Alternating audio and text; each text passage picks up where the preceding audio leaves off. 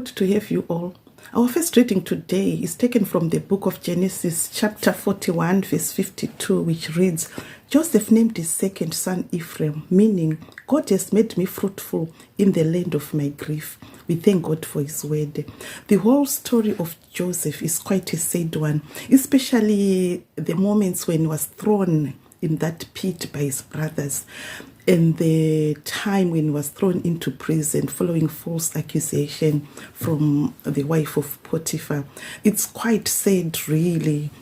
Despite all that was happening to Joseph, he did not complain, he did not murmur. All he knew was that God is still in control, despite those hardships, despite the deep grief he found himself in. He just knew deep down his heart that God was still God and God was in control.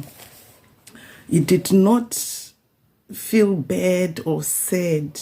He did not cry out to say, God, why have you left me in such a situation? Or God, why are things like this? But he just remained silent and just kept believing in his heart that God, you are still God and you are still seated on the throne.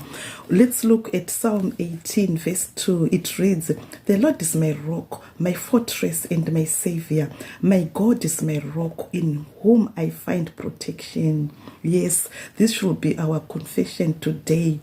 No matter how tough our situations can be, no matter how much deep grief we are experiencing, we should always remember that God is still God.